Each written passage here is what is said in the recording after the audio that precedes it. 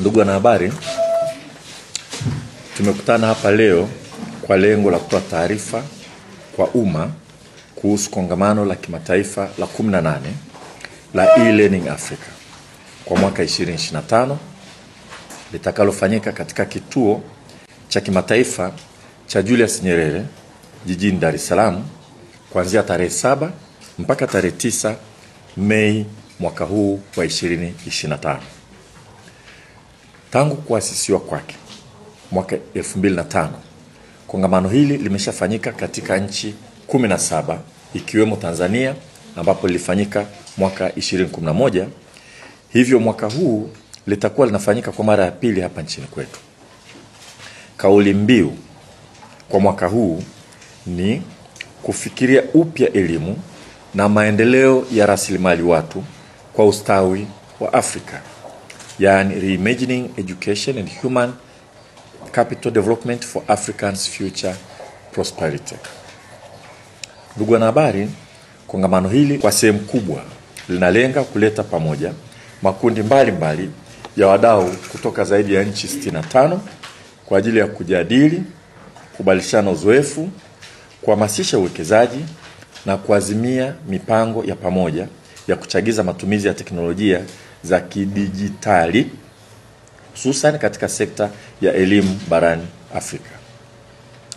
Aidha, makundi hao ya wadau yatajumuisha watunga sera, watoa maamuzi, wataalamu wa elimu, wataalamu wa teknolojia, watafiti, wabunifu, wafanyabiashara, wawekezaji na wadau wa maendeleo.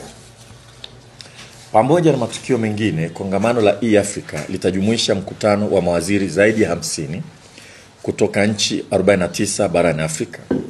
Mkutano huu utatoa fursa ya kujadili na kuazimia mikakati ya pamoja ya kuandaa nguvu kazi mahiri katika kubuni, kuzalisha na kuimarisha matumizi ya teknolojia za kidijitali. Kama nilivyotangulia kusema, kongamano hili litaanza tarehe 7 Mei na kuhitimishwa tarehe 9 Mei mwaka 2025.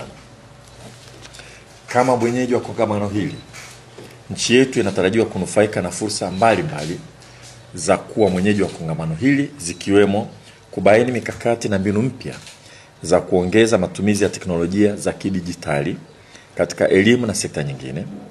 Pili, kuvutia programu za pamoja za ubiasharishaji wa bunifu na teknolojia zinazoibuliwa nchini.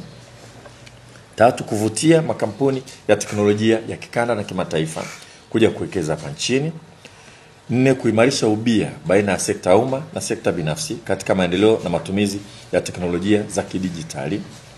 5, kuchagiza uchumi wa ndani kupitia bidhaa na huduma zitakazotolewa kwa washiriki wa kongamano hili na kuhamasisha washiriki wa kongamano kutembelea vivutio mbalimbali vilivyopo hapa nchini na fursa nyingine kadhaa.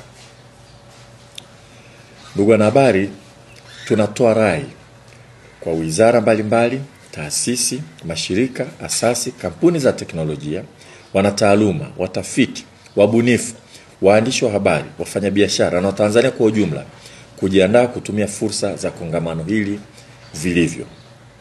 Ni matumaini yetu kuwa kwa pamoja na umoja wetu, kongamano la E-Learning Africa kwa mwaka 2025 litafanyika kwa mafanikio makubwa na kufungua fursa nyingi za